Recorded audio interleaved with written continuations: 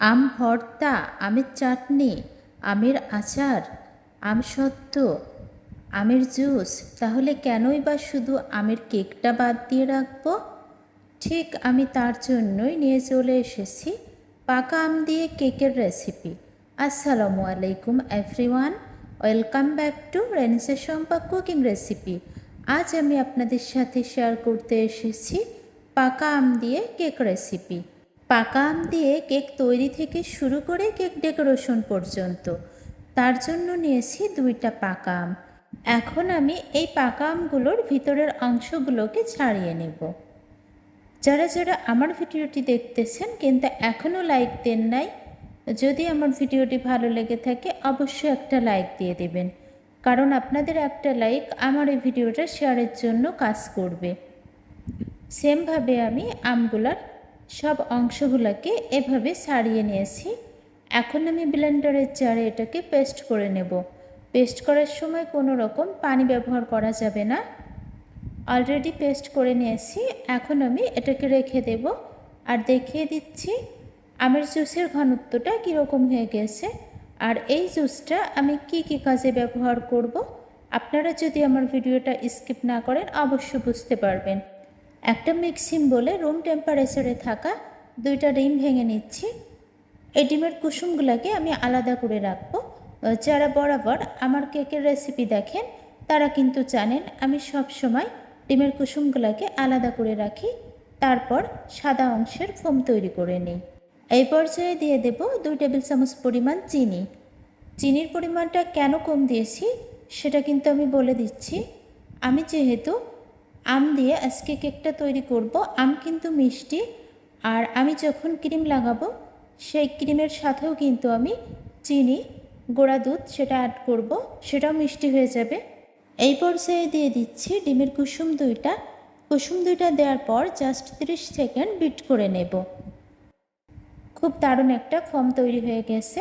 এবার দিয়ে দেব আমি হাফ কাপ পরিমাণ গমের ফ্রেশ আটা, স্বাদ মতো লবণ, হাফ চা চামচ বেকিং সোডা। আমি আজকে কোনো রকম বেকিং পাউডার দেব না।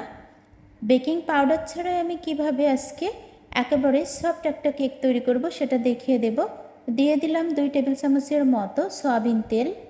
এবার কিন্তু সবগুলো উপকরণ খুব আলতোভাবে মিক্সড করতে হবে, সেটা হ্যান্ড উইক্সের সাহায্যে।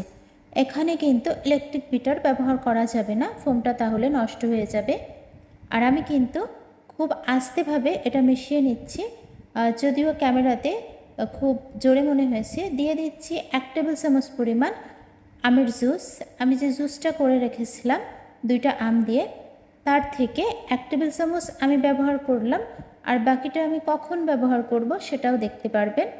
ঠিক এভাবে আলতো করে কিন্তু মিশিয়ে নিতে হবে, আর এক সাইড দিয়ে ঘোরাতে হবে, তা না হলে ফোম নষ্ট হয়ে যাবে। এখন আমি কেক তৈরির মোল্ডে দিয়ে দিলাম সামান্য একটু সয়াবিন তেল, তারপর ছড়িয়ে দেব 1 চিমটি পরিমাণে আটা। এখানে আমি কোনো রকম পেপার দেব না। তারপর আমি কেক তৈরির ব্যাটারটা ঢেলে দিচ্ছি। আজকের কেকটা আমি গ্যাসের চুলাতে তৈরি করব, আজকে ওভেনে তৈরি করব না।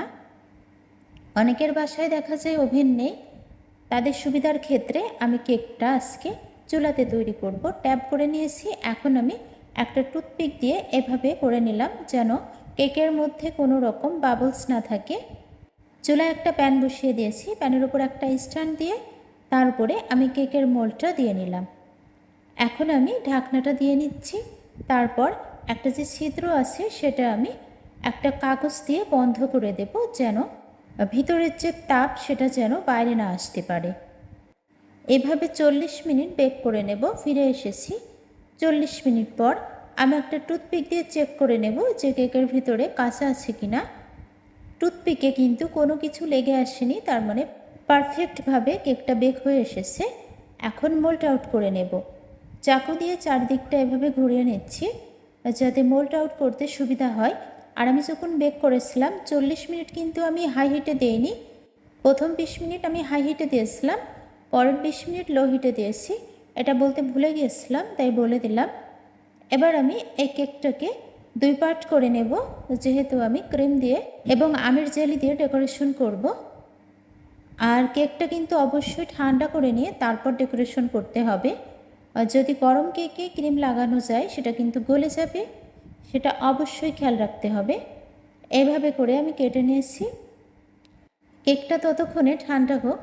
এখন আমি আমের জেলিটা তৈরি করে নেব। দিয়ে দিয়েছি সামান্য একটু পানি, তারপরে দিয়ে দেব বাকি আমের জুসটুকু কড়াইয়ে দিয়ে নেওয়ার পর আমি এই জারটা ধুয়ে একটু পানি দিয়ে নেব, কারণ এর মধ্যে কিন্তু অলরেডি আমের জুস লেগেছিল। এখন খুব ভালোভাবে আমি মিশিয়ে নেব হ্যান্ড উইক্স দিয়ে। তারপর দিয়ে দেব আমি 3 থেকে 4 টেবিল চামচের মতো চিনিটাকেও মিশিয়ে নেব।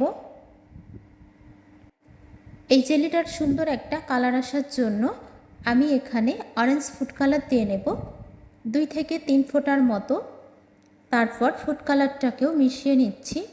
আপনারা চাইলে এই কালারটাকে অ্যাভয়েড করতে পারেন। এখন দিয়ে দেব আমি 1.5 চামচের মতো কর্নফ্লাওয়ার, 1.5 চা চামচ কিন্তু, টেবিল চামচ নয়। কর্নফ্লাওয়ারটাকে মিশিয়ে নেব, তাহলেই কিন্তু তৈরি হয়ে যাবে ম্যাঙ্গো জেলি। এই ম্যাঙ্গো জেলিটার যে এত দারুণ ফ্লেভার এসেছিল যেটা বলার মতো না।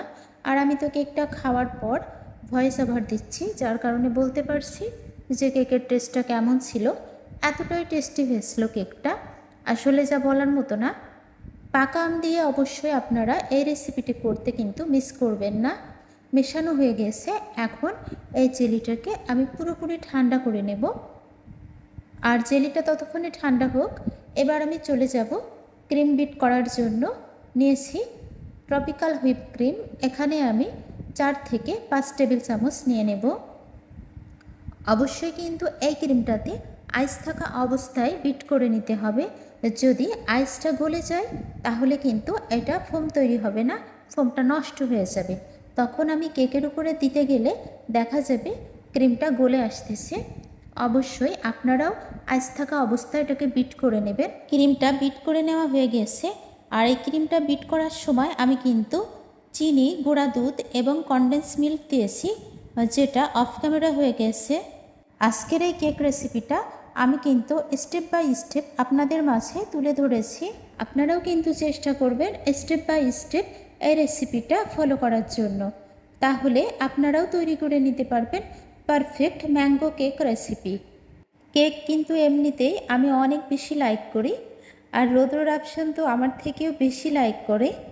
আজকে আমি কেকটা তৈরি করেছিলাম, তো রৌদ্র আমাকে বলতেছে, মনি এরপর থেকে তুমি যখন কেক তৈরি করবে 2টা করবে, একটা তোমরা বাসার সবাই খাবে আর একটা আমাকে দিয়ে দেবে। আমি তো শুনে হাসতেছি। এবার কিন্তু দিয়ে দিচ্ছি আমি সেই ম্যাঙ্গো জেলিটা। দেখতেই পারছেন কতটা দারুণভাবে ম্যাঙ্গো জেলিটা সেট হয়ে যাচ্ছে। জেলিটা কিন্তু ঠান্ডা করে নিয়েছি। এবার আমি সামান্য একটু ক্রিম দিয়ে ডিজাইন করে নিচ্ছি। খুব ভারী ডিজাইন দেব না, একেবারে কিন্তু সিম্পলভাবে ডিজাইনটা দিচ্ছি। আপনারা আপনাদের পছন্দ মতো ডিজাইনটা দিয়ে নিতে পারেন। এবার আমি একটু কেকটা কেটে আপনাদেরকে দেখিয়ে দেব যে কতটা সফট হয়েছে, আর অবশ্যই একটু খেয়েও দেখিয়ে দেব। আমি কিন্তু যখনই কেক তৈরি করি আমি ডেকোরেশনের পরেই আগে একটু কেটে খেয়ে তারপরে সেটা রাখি আর কি, পরে আবার খাই। কিন্তু কেক দেখে আসলে লোভ সামলানোই দায়, এতটা লোভনীয়। দেখতেই পারছেন কতটা দারুণ হয়েছে। আমি একটা ছোট্ট বাটিতে উঠিয়ে নেব, আর এটা আমি খেয়ে দেখব যে কেমন হয়েছে। আশা করি আমার আজকের এই কেক রেসিপিটা আপনাদের কাছে অনেক বেশি ভালো লেগেছে। আপনারা কিন্তু অবশ্যই পাকা আম দিয়ে এই কেক রেসিপিটা তৈরি করে নিতে পারেন। আর আমার মতো আপনারা কেকে বাসাতে পাকা আম দেখলে মাথায় কাজ করে না, বিভিন্ন রকম রেসিপি তৈরি করেন, যেমন আম সত্ত্ব, তারপর আমের জুস, আমের কেক, এগুলো তৈরি করেই কিন্তু আমি পাকা আমগুলা শেষ করে ফেলি। কারা কারা আমার মতো এরকম করেন সেটা কিন্তু জানাতে ভুলবেন না। যারা যারা এতক্ষণ সঙ্গে ছিলেন সবাইকে অসংখ্য অসংখ্য ধন্যবাদ। সবাই ভালো থাকবেন, সুস্থ থাকবেন। ফিরে আসবো আবারও ইনশাল্লাহ নেক্সট কোনো রেসিপি নিয়ে। আসসালামু আলাইকুম, আল্লাহ হাফিজ। Thanks for watching. দয়া করে খাবার নষ্ট করবেন না, প্লিজ ডোন্ট ওয়েস্ট ফুড।